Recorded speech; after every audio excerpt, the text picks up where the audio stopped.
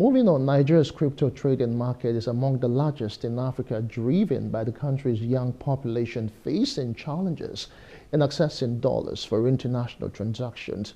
A significant number of Nigerian remote workers received their salaries and payment in USDT, a stable coin tied to the US dollar. Now, the head of the SEC expressed worries about the effect of crypto peer-to-peer transactions on the Naira's exchange rate to the dollar, leading to collaborative efforts and discussions with the financial sector in Nigeria.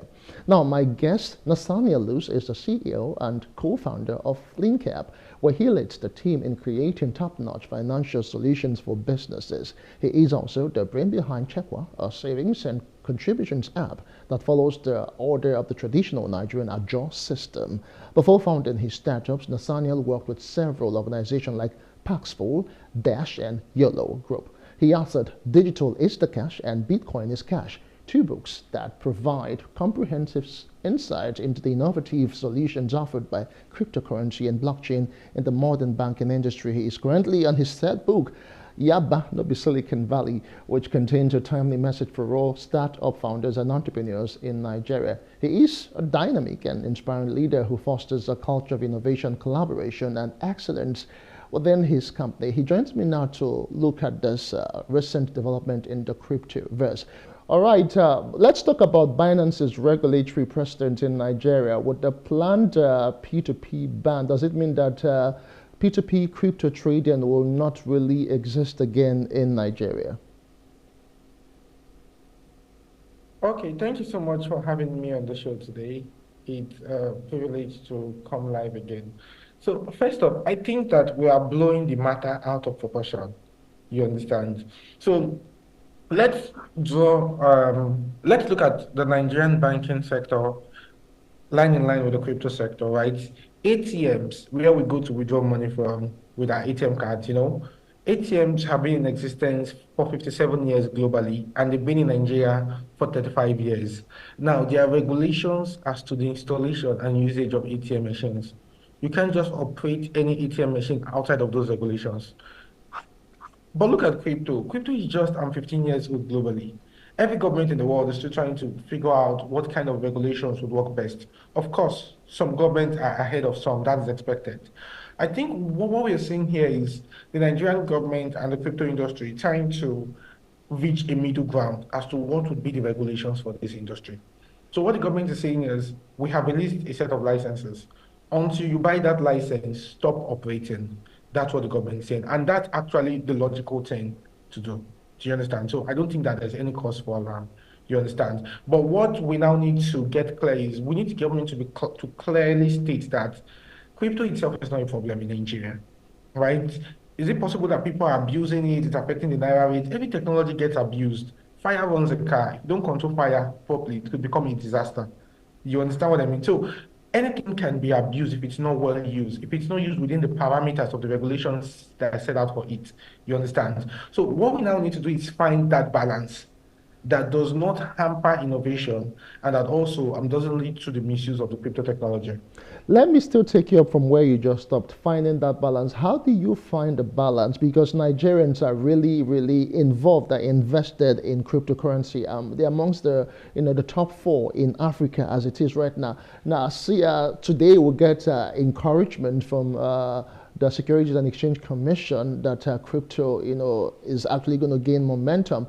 Then the next day we hear of issues like P2P being stopped in Nigeria, crypto, affecting the local currency. And right now, even the SEC acting DG is calling for name shaming of crypto manipulators. How do we find a middle ground in all of this? So generally, it is a duty of the SEC to regulate the crypto space, right? But now the CBN is also an interested party because the CBN is saying, see, this people's crypto thing is affecting the value of the Naira. And my job as the CBN is to defend the value of the Naira. So the CBN also gets interested. What I think is the way forward is allow us to get the SEC licenses. Then if the CBN, if any other government agency has any issues, they can now discuss, they can even have a physical meeting. They can now meet with the people who have gotten these licenses, right? And the licenses are not cheap. From our estimation, it's going to cost around 500K USD getting this license. So now a lot of people are saying, why should I stake this kind of amount to get this license if I can still wake up tomorrow to hear that crypto is banned in Nigeria? You see the problem now. So what I would have expected is the balance is simple. Put out your license, allow people get the license. Then the people that get the license, they are authorized to operate. Then if you have any issues, you can discuss with them, right? Talking of the dollar to naira thing, there are usually a couple of challenges also, even with traditional banks. But the CBN doesn't call a press statement to address that. They sent for the representatives of those banks. They reach out to them directly because those banks are registered, those guys are licensed, those guys are directly accountable. You understand? So allow people register with you first, then you can now discuss with those people. You understand? Allow the road to be open, then anybody you see in the bush is a suspect. But if you are blocking the road, then we can't tell with the person in the bush, we can't tell if the person is a suspect or not. Will crypto transactions will continue to happen, whether you ban, unban, reban, disband, you understand? It would always happen. So what is the way forward? License the companies.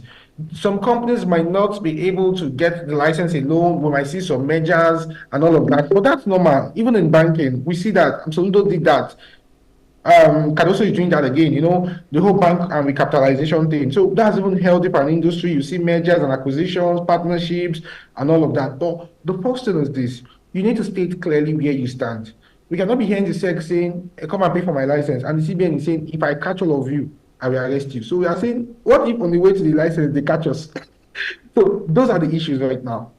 Okay, fine. Now, the Security and Exchange Commission just about 2 days ago talked about aggressive, rules that will actually bring a bit of sanity into the system. I'm thinking that it's not just going to be some unilateral decision. Over time, have there been discussions with key players involved in the cryptoverse in Nigeria with the Security and Exchange Commission and the regulators generally? Because right now, I think in all of this, the government is just trying to ensure that Naira has its main power as it should be, and of course, this issue of illegal tradings and all of the unscrupulous activities would be, stem in the bud. Yes, I must say well done to the SEC. The SEC has actually been a very cooperating body, even from the previous administration up to this.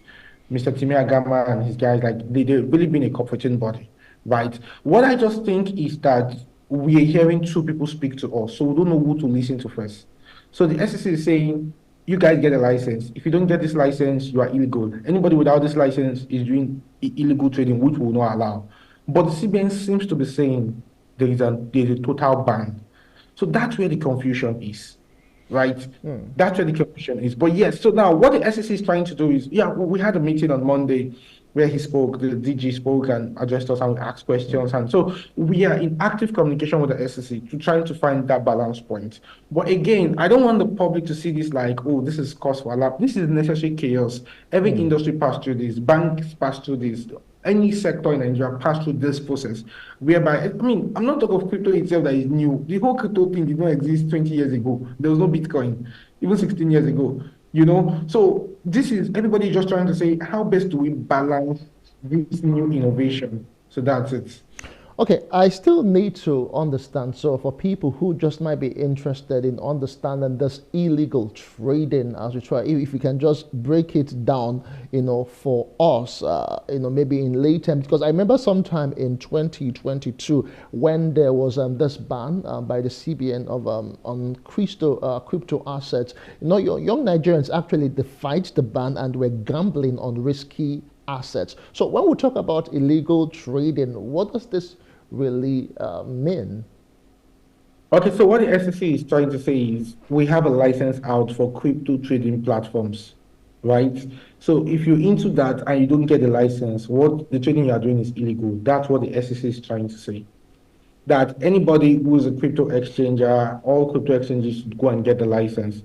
That anybody who doesn't get the license but continues to trade, it's just like saying the way we have BDCs and the change guys that, oh, these the change guys, they all have a license, you understand? Just like saying if Nathaniel starts a BDC tomorrow without license, what Nathaniel is doing is illegal trading. So that's what the SEC is trying to say, that see, everybody get the license. Let's know those that are with us and those that are against us, in quotes. Okay, let's to go back to the issue of Binance now because it is still in the news. I know what kind of precedents have we actually, established in all of this and the lessons to be learned. I know we had mentioned that in a previous discussion, but right now there are accusations and counter accusation. So to ensure sanity in the future, with maybe international collaborators, as it were, what precedent should we be setting from all of this Binance saga? So the Binance saga, in my opinion, is not something that's been well handled. But again, it was something that Binance is not having issues only in Nigeria. They're having it worse in the US. In the US, they've just been fined. In fact, and they just agreed to a $4 billion fine plus 4 months in prison for the founder of Binance, right? So it's not like we need to create a balance. It's not like Binance was doing something wrong. I need to clear that. So when new innovations come up, regulations would come and meet those innovations. It's innovations first before regulations. Do you understand? For instance, if we look at something like Starlink that gives us unlimited internet and all of that globally, that's a new innovation. It's going to take a while to have adequate regulations around such fields. Do you understand? So what Binance did was to go forward and be the foremost crypto exchange, breaking ground and all of that. So there is no way you would be number one crypto exchange in multiple countries that you won't run afoul of a couple of financial laws and all those things, especially when the laws are still, when countries are even still yet to bring out what is a license. The Nigerian license was just released less than 6 months ago, right? Just about 6 months ago. So last year, this time last year, there was no way to apply for a crypto exchange license. So there's no way you won't run afoul. When the rules finally came, you say, oh, God, for the last 4 years, you've been running afoul. You say, but the rules just came. Again, it's one of the things you see in this chaotic space. What I think we should be talking about is the way forward. And what I think is the way forward is a sit down between both parties. Right now, it's a case of two elephants fighting, right? And both parties just need to sit down and iron it out and see what is the way forward from this point. That's all we just care about right now. Okay, so for many Nigerians asking right now, because people still believe in crypto and Bitcoin, Binance, and all of that, but what's the soft landing, for instance, and what should investors be looking at or be hoping for? Should they be keeping their monies away? What should they be doing as of today?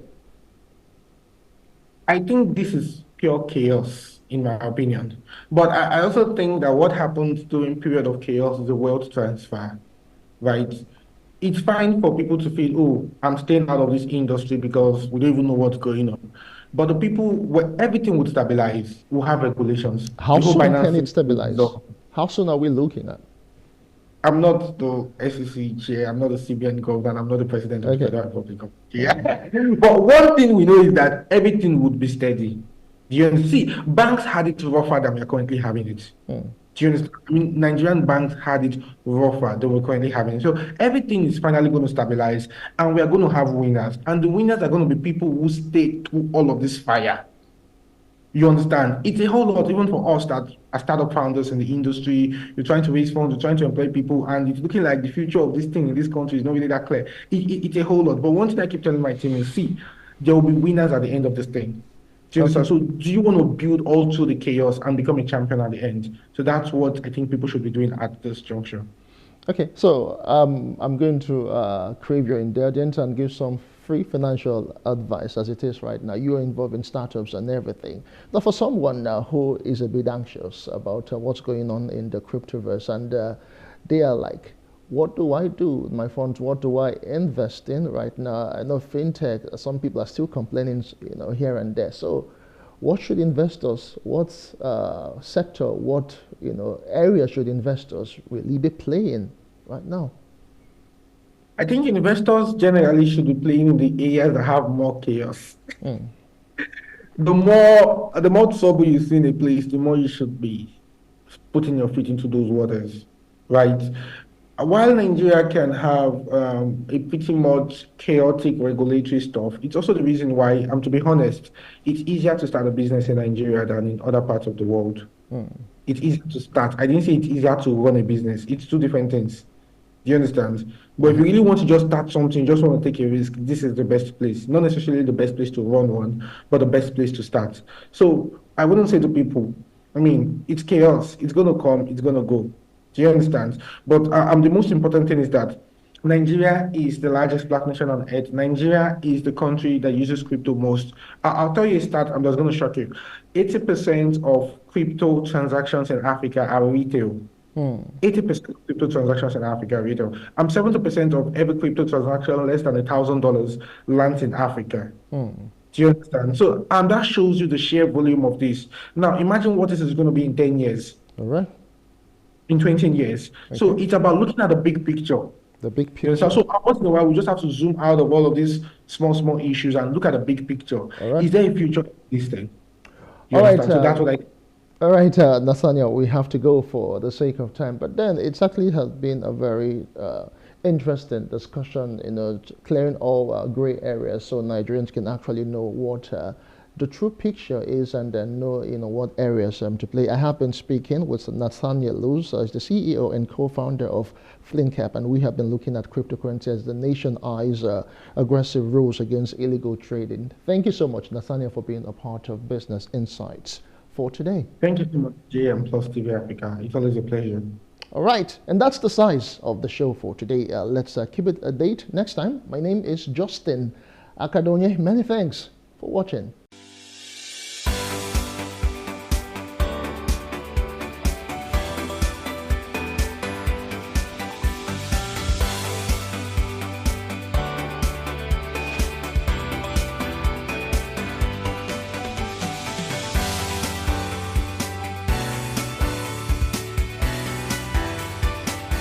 But the best place to start.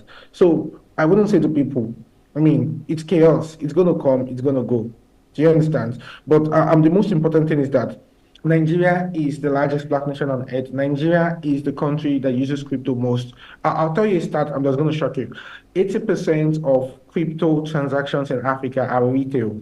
80% of crypto transactions in Africa are retail. 70% of every crypto transaction less than $1,000 lands in Africa. Do you understand? So, and that shows you the sheer volume of this. Now, imagine what this is going to be in 10 years. All right. In 20 years. Okay. So, it's about looking at the big picture. The big picture. So, once in a while, we just have to zoom out of all of these small issues and look at the big picture. All right. Is there a future in this thing? You all understand? right. So, that's what I. All right, Nathaniel, we have to go for the sake of time, but then it actually has been a very interesting discussion, clearing all gray areas so Nigerians can actually know what the true picture is and then know, what areas to play. I have been speaking with Nathaniel Luz, as the CEO and co-founder of FlinCap, and we have been looking at cryptocurrency as the nation eyes aggressive rules against illegal trading. Thank you so much, Nathaniel, for being a part of Business Insights for today. Thank you so much, JM Plus TV Africa. It's always a pleasure. All right, and that's the size of the show for today. Let's keep it a date next time. My name is Justin Akadonye. Many thanks for watching.